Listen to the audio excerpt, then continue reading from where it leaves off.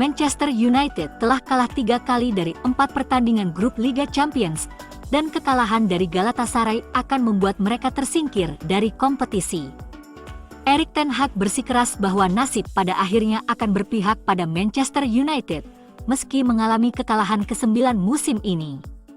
Kekalahan ini membuat United berada di posisi terbawah grup A dengan 2 pertandingan tersisa, dan jika mereka kalah dari Galatasaray di Istanbul dalam 3 minggu, maka mereka akan tersingkir dari Liga Champions.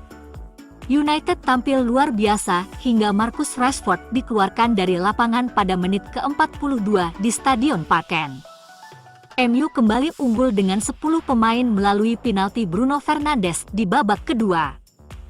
Copenhagen menyamakan kedudukan pada menit ke-83 dan Ronny Bardi yang berusia 17 tahun mencetak gol kemenangan 4 menit kemudian. Ten Hag sangat kecewa karena MU bermain sangat baik di sebagian besar pertandingan, hanya untuk pulang tanpa poin. Manajer United menegaskan masih ada keyakinan bahwa tim dapat melaju ke babak 16 besar. Menurutnya, sikap para pemain sangat bagus. Mereka berjuang sebagai sebuah tim, bersama-sama, semua dalam satu halaman, berjuang untuk setiap yard di lapangan, bahu-membahu. Jadi ia tidak bisa memberikan kritik apapun kepada tim untuk itu. Ketika seorang jurnalis Denmark menyatakan bahwa ini adalah hasil yang tidak adil, Ten Hag menjawab bahwa kartu merah mengubah segalanya. Dan sangat kecewa. Rasmus Højlund menegaskan ruang ganti Manchester United masih mendukung penuh Erik ten Hag, meski kalah 9 dari 17 pertandingan mereka musim ini. Ada faktor yang meringankan kekalahan United di Stadion Parken, terutama dikeluarkannya Marcus Rashford sebelum jeda, ketika timnya unggul 2 gol berkat 2 gol Højlund melawan klub lamanya. Striker United seharga 72 juta pound itu yakin para pemain MU masih berada di belakang Ten Hag, meski ada spekulasi mengenai masa depannya. Højlund berharap ini hanya masalah waktu, sebelum United sukses.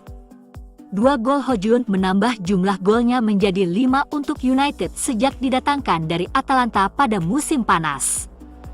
Kekalahan membuat prestasinya pupus. Namun penyerang asal Denmark itu mengatakan, laga itu tetap menjadi malam yang tak terlupakan. Berbicara usai laga, Kapten Bruno Fernandes memberikan gambaran suasana ruang ganti usai kalah di laga penting tersebut. Kekecewaan dengan banyak keputusan yang merugikan MU. Fernandes menegaskan United belum putus asa untuk lolos ke babak 16 besar, namun mereka membutuhkan hasil positif melawan Galatasaray dan Bayern Munich. Bahkan sebelum pertandingan ini, keyakinannya masih ada, memenangkan 3 pertandingan terakhir babak penyisihan grup. Dan sekarang fokus tim adalah memenangkan kedua laga. Sebelum itu mereka harus fokus pada Luton, karena ini akan menjadi pertandingan yang sulit lagi. Apa yang perlu dilakukan Manchester United untuk melaju ke babak 16 besar Liga Champions setelah kekalahan besar pada Rabu malam? Jalan United ke babak 16 besar kini terlihat rumit dengan 2 laga tersisa. Bayern Munich tidak bisa lagi dikejar, sudah menjadi juara grup, hanya menyisakan 1 tempat. Dengan mengingat hal tersebut, bagaimana Setan Merah masih bisa maju? Jika United memenangkan 2 pertandingan terakhir mereka, melawan Galatasaray di tandang dan Bayern Munich di kandang, mereka akan lolos. Satu-satunya alasan mereka gagal lolos dalam situasi itu adalah jika Copenhagen mengalahkan Galatasaray dan Bayern Munich di sisa pertandingan mereka.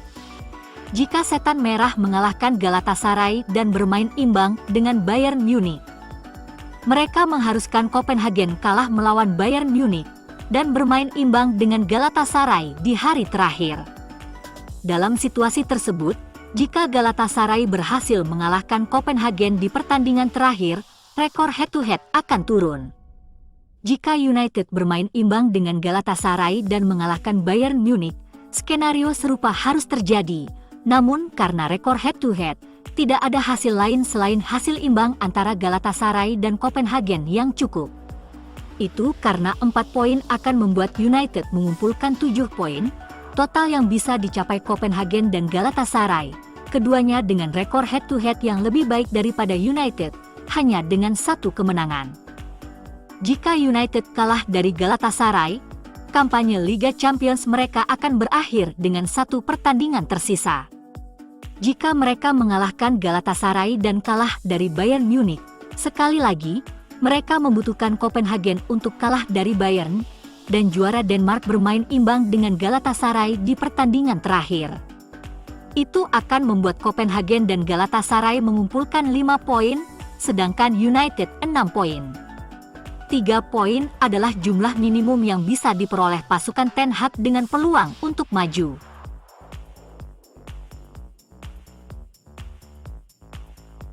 Perjalanan Manchester United di Liga Champions bisa terhenti setelah kekalahan dramatis dari pemimpin Liga Denmark, Copenhagen, tadi malam.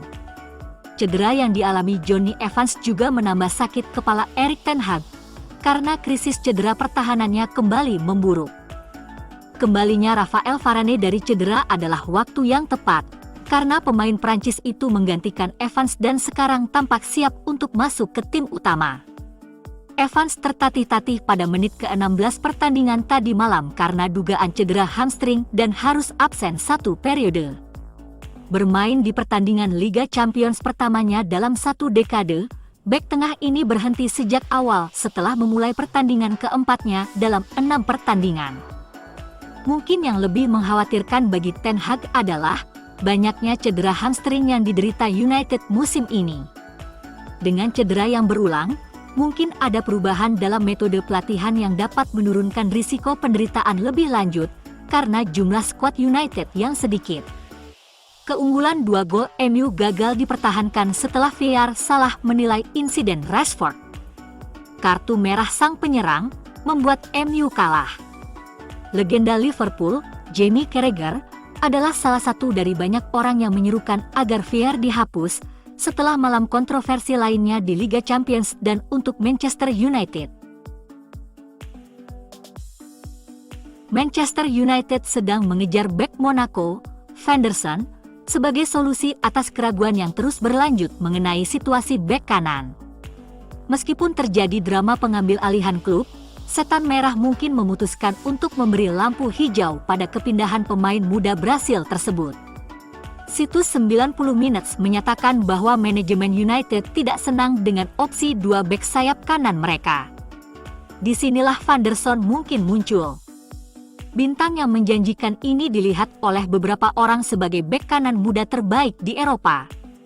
Seperti disebutkan sebelumnya, hal ini menyebabkan banyak tim top Eropa termasuk Real Madrid menginginkan tanda tangannya. Ketika Manchester United dan 2 raksasa Spanyol menginginkan seorang pemain, Anda tahu dia pasti punya sesuatu tentangnya. Henderson tampaknya memiliki profil bek yang menarik minat manajer United. Secara teoritis, Ten Hag lebih memilih fullback menyerang, lebih modern, nyaman dalam menyerang, dan dapat mengebom sayap atas dan bawah sepanjang permainan. Ini mungkin menjelaskan preferensi mantan pelatih Ajax tersebut terhadap Dalot ketika pertama kali tiba di klub. Namun cedera dan performa buruk membuat upaya pemain Portugal itu menjadi pilihan pertama yang tak terbantahkan. Henderson telah mencetak 1 gol dan membuat 1 assist hanya dalam 7 pertandingan untuk tim Prancis di Liga 1.